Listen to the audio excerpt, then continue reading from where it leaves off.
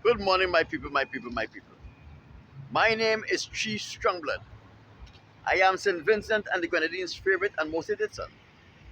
I am the diaspora machismo. My people, it was another beautiful day for a protest, and I enjoyed every moment of my protest. Let me first remind you the front of my sign says, I don't want the white man's money, the white man's woman, the white man's friendship, and all the white man's fame. And the reverse of my sign says, white man, why have you enslaved the African American, my people? All in all, it was another beautiful day for protest, and I enjoyed every moment of my protest. But there is nothing particularly important I want to bring to your attention. But let us deal with something of a social nature in St. Vincent and the Grenadines. My people, the biggest thing in St. Vincent and the Grenadines is JetBlue. One of the American airlines is will be operating out of St. Vincent and the Grenadines on a weekly basis. And Ralph Gonsalves is making waves because he have accomplished something big. But he is not telling you the truth behind JetBlue's operation in St. Vincent and the Grenadines. The truth is, the airport in St. Vincent and the Grenadines has not been internationally accredited. So when JetBlue operates on a weekly basis from St. Vincent and the Grenadines, they are operating in that which is similar to a charter. Let me break it down for you.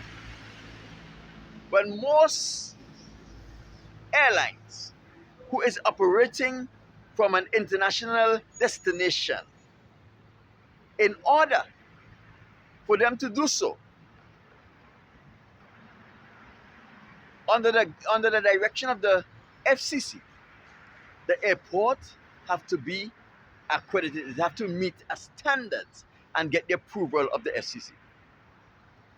The Argyle Airport have not been so approved. Otherwise, Ralph Gonsalves would have blown the whistle and beat the drums about this. Here is the thing. When most people goes to a country or a place, they get involved in the superficial. They learn nothing of importance about the country or the place. But when I go to a country or place, I get involved in the culture, the practices, the politics, the economics, and why things works the way they work. Let me give you an example in Bermuda. Bermuda is 22 square miles with a population of about 60,000 people. Bermuda has an FCC approved international airport. Nobody can doubt this.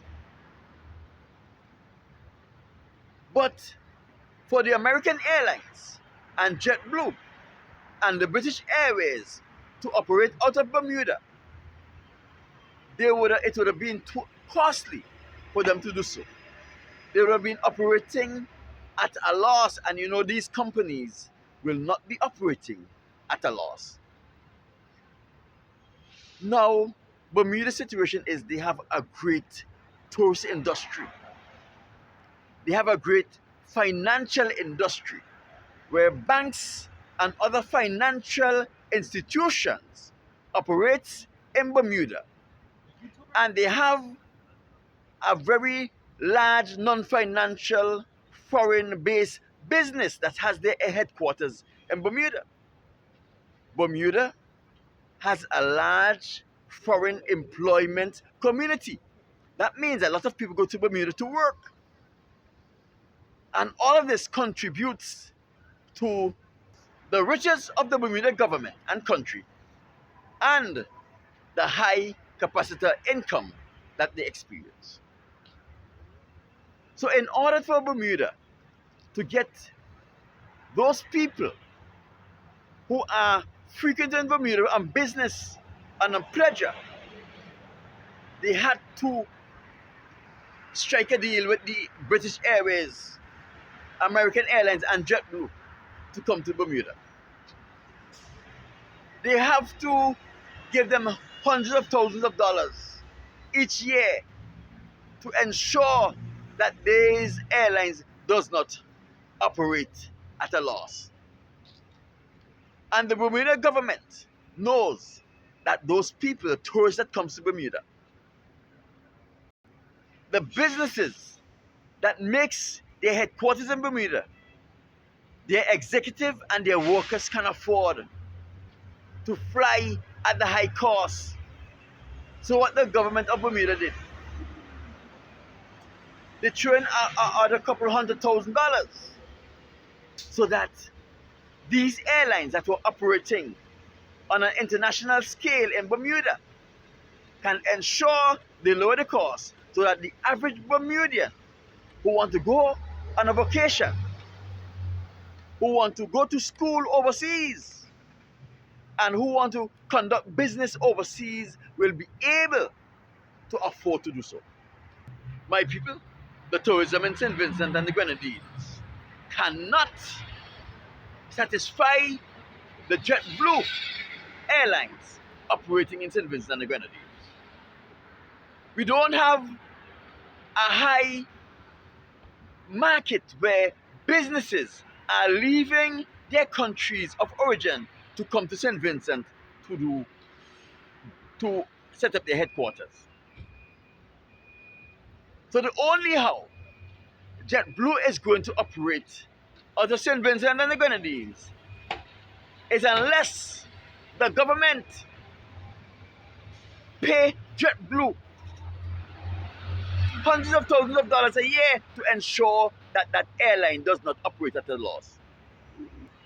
You see, the Bermuda government could have afforded to do that because all of the businesses that was coming to Bermuda and the tourists that comes to Bermuda was putting enough money into the Bermuda's government pocket to cause them to be able to do so. My people in Bermuda, they have a place called Tucker's Tongue, where millionaires, multimillionaires, and billionaires reside.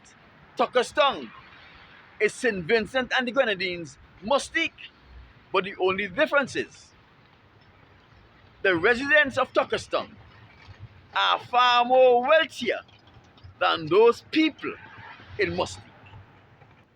So therefore it was incumbent on the Bermuda government to ensure those residents of Tucker's Tongue who are foreigners are able to access flight in and out of Bermuda as they please because they are paying for that service.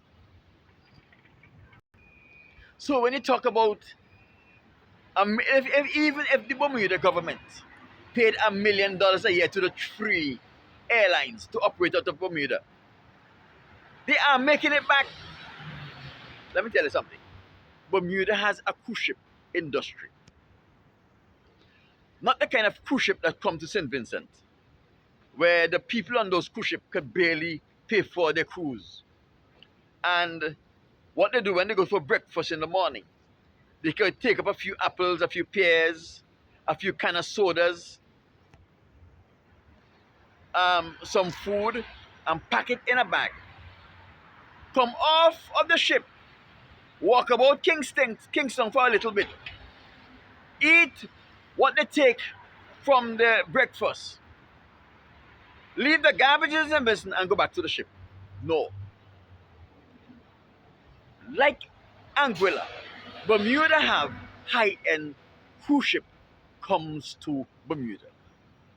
Cruise ship that spend 3 and 4 days in Bermuda.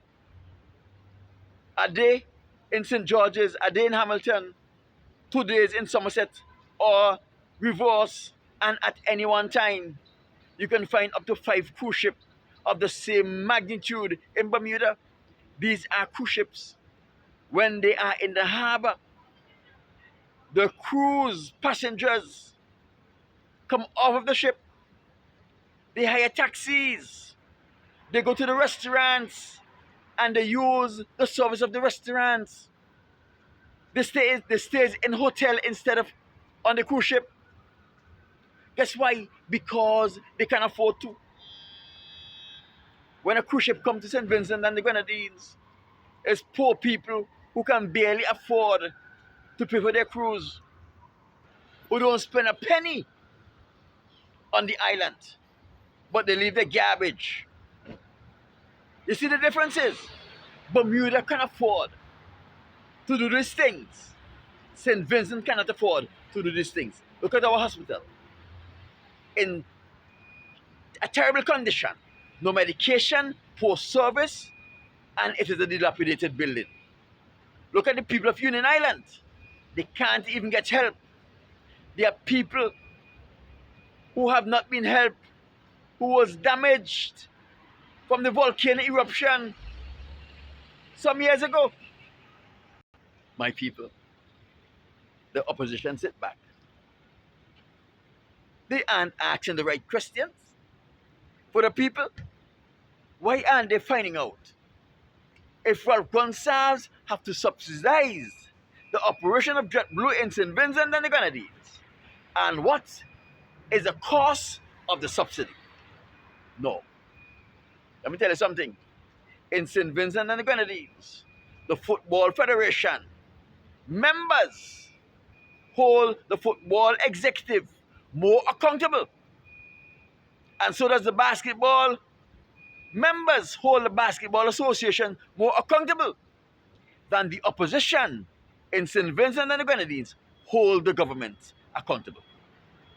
Like I could tell you this, I have been to football association meeting, I've been to basketball association meeting, where things get so heated in the meeting that the chairman had to adjourn the meeting for an hour until everyone cooled down and come back. Listen to me. These people were taking care of the business of a sport that weren't making the money. The opposition of St. Vincent and the Grenadines is taking care of the business of people's livelihood.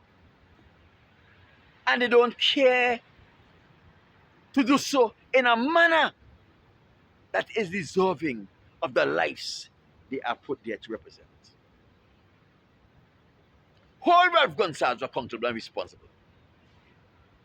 But no, they don't.